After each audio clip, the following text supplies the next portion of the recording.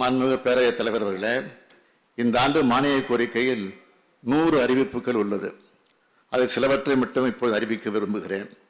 மீத அறிவிப்புகளை நான் படித்ததாக கருதி அவை குறிப்பில் சேர்த்திடுமாறு கேட்டுக்கொள்கிறேன்.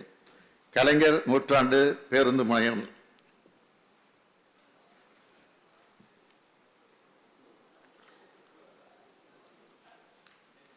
கலைஞர் நூற்றாண்டு பேருந்து முனையம் மற்றும் ஏற்காடு ஆகிய இடங்களில் புதிய போக்குவரத்து காவல் நிலையங்கள், கிண்டி கலைஞர் நூற்றாண்டு உயர் சிறப்பு மருத்துவமனை புறக்காவல் நிலையம், படப்பை ஆதமங்கலம் புதூர் திருப்பரங்குன்றம் கோயில் ஆகிய இடங்களில் புதிய காவல் நிலையங்கள். நம்முடைய அவை முன்னவர் அவர்கள் காலையில் வந்தவுடன் ஒரு சீட்டு கொடுத்துருக்காருங்கிட்ட நெடுநாள் கோரிக்கைன்னு சொல்லி கொடுத்துருக்காரு. பேரணாம்பட்டில் இருக்கக்கூடிய காவல் நிலையத்தை வேறு இடத்திற்கு மாற்ற வேண்டும் என்ற கோரிக்கை கொடுத்திருக்கிறார். அதுவும் நிச்சயமாக பரிசீலிக்கப்படும். குளத்தூர், கேளம்பாக்கம், செங்குன்றம் உள்ளிட்ட இடங்களில் புதிய அனைத்து மகளிர் காவல் நிலையங்கள் அமைக்கப்படும். தாம்பரம் காவல் ஆணையத்திற்கு புதிய கட்டடம் கட்டப்படும். கோவை, பொள்ளாச்சி, திருப்பூர், நல்லூர் ஆகிய இடங்களில் 229 காவல் குடியிருப்புகள் கட்டப்படும். தமிழ்நாடு காவல்துறையில் பணியாற்றும் மாலினர்கள் பணியின் போது உயிரிழப்போ, உடலுறுப்பு இழப்போ, காயமோ ஏற்பட்டால் வழங்கப்படும் கருணத்தொகை உயர்த்தப்படும். சிறப்பு இலக்கு படையில் பணியாற்றும் மாநிலங்களுக்கு அத்தொகை உயர்த்தி வழங்கப்படும். ஊர்காவல் படையில் பணியாற்றும் ஆளுநர்கள் உயிரிழக்கும் போது அவர்கள் குடும்பத்திற்கு தமிழ்நாடு ஊர்காவல் படைநலன் மற்றும் கருணை கொடை நிதியிலிருந்து வழங்கப்படும் மதிப்பு இழப்பீடு 15,000 ரூபாய் 1 லட்சம் ரூபாயாகவும், காயமற்றவர்களுக்கான நிதி 10,000 இருந்து 50,000 ரூபாயும் உயர்த்தப்படும். கோவை மாநகராட்சியை விபத்தில்லாத மாநகரமாக மாற்றிட 5 கோடி ரூபாய் மதிப்பீட்டில் செயல் திட்டம் ஒன்று செயல்படுத்தப்படும். தஞ்சாவூர் வட்டார தடய அறிவியல் ஆய்வகத்தில் 5 கோடி 21 லட்சம் ரூபாய் செலவில் புதிய ஆயப்பிரிவு ஒன்று உருவாக்கப்படும். தீயணைப்பு மற்றும் மீட்பு பணியில் ஈடுபடும் பணியாளர்களின் பயன்பாட்டிற்காக 1500 தற்காப்பு உடைகளும், மீட்பு பணியில் ஈடுபடும் பணியாளர்களுக்கு சிறிய உபகரணங்களோடு கூடிய 3000 மீட்பு உடைகளும் 4 கோடி 50 லட்சம் ரூபாய் செலவில் வழங்கப்படும். ஏரல், கருமத்தம்பட்டி, மடத்துக்குளம், கோவலம், படப்பை, திருநெல்வேலி மாநகரம், புதுவையில் உள்ளிட்ட 7 இடங்களில் புதிய தீயணைப்பு மற்றும் மீட்பு பணிகள் நிலையங்கள் நிறுவப்படும்.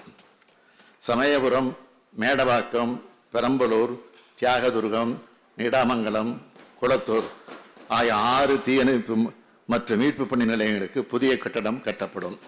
அது மட்டுமல்ல, அரசு ஊழியர்களுக்கான புதிய மருத்துவ காப்பீடு திட்டத்தில் அரசு ஊழியர்களை சார்ந்துள்ள தாய் தந்தையாரையும் பயனாளிகளாக சேர்த்திட வேண்டும் என்று காவல்துறையினர் உள்ளிட்ட பல்வேறு அரசு அலுவலர்களிடமிருந்தும் கோரிக்கைகள் வரப்பெற்றுள்ளன. அவற்றை உரிய முறையில் ஆராய்ந்து அரசு அலுவலர்களை சார்ந்து வாழும் அவர்களது பெற்றோர்களுக்கும் மருத்துவ காப்பீட்டின் பலன் சென்றடையும் வகையில் சம்பந்தப்பட்ட அரசு ஊழியர்களின் விருப்பத்தை பெற்று தற்போது நடைமுறையில் உள்ள புதிய மருத்துவ காப்பீட்டு திட்டம் மறுசீரமைக்கப்படும். மேலும் புதிய மருத்துவ காப்பீட்டு திட்டத்தின் பயன்களை பெறும் அரசு அலுவலர்கள் எதிர்கொள்ளும் நடைமுறை சிக்கல்களை களைந்திட தலைமைச் செயலாளர் தலைமையில் விரைவில் ஆய்வுக் கூட்டம் நடத்திடவும் தேவைப்படும் நெறிமுறைகளை வழங்கிடவும் நான் உத்தரவிட்டுள்ளேன். மாண்புமிகு பேரவைத் தலைவர் அவர்களே, எங்களது இலக்கு மிகப்பெரியது, எங்களது கொள்கை மிக மிக பெரியது. எனவே எங்களது பயணமும் மிக மிக நீண்டது.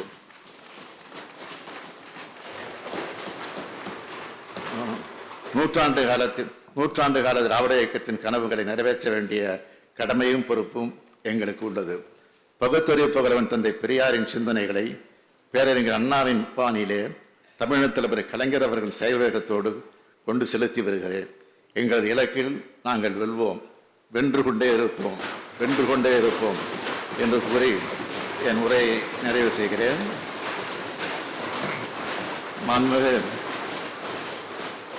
மாண்புமிகு பேரவைத் தலைவர் அவர்களே, மாண்புமிகு உறுப்பினரால் வழங்கப்பட்டிருக்கக்கூடிய கோரிக்கை எண் 22 காவல் பற்றிய மானிய கோரிக்கை மீதான வெட்டு தீர்மானங்களையும், கோரிக்கை எண் 23 தீயணைப்பு மற்றும் மீட்பு பணிகள் குறித்த வெட்டு தீர்மானங்களையும் நான் படித்து பார்த்தேன். அவை விதிகளுக்கு உட்பட்டு இருக்கும் பட்சத்தில் நிச்சயமாக உறுதியாக நிதி நிலைமைக்கு ஏற்றபடியாய் அதை நிறைவேற்ற இந்த அரசு உறுதியாக பரிசீலிக்கும். எனவே நான் ஏற்கனவே கூறியது போல மக்களை காக்கும் பணியில் காவல்துறை மற்றும் தீயணைப்பு துறைகளின் தேவைகளை, கோரிக்கைகளை இந்த அரசு உறுதியாக உரிய முறையில் நிறைவேற்றி தரும். அவற்றுக்கு போதிய விளக்கங்களை என்னுடைய பதில் உரையில் அளித்திருக்கிறேன். ஆகவே மாண்புமிகு உறுப்பினர் அனைவரும் என்னுடைய இந்த விளக்கத்தை ஏற்று வெட்டு தீர்மானங்களை திரும்பப் பெற்று இந்த மானிய கோரிக்கைகளை நிறைவேற்றி தருமாறு கேட்டு அமைகிறேன். நன்றி, வணக்கம்.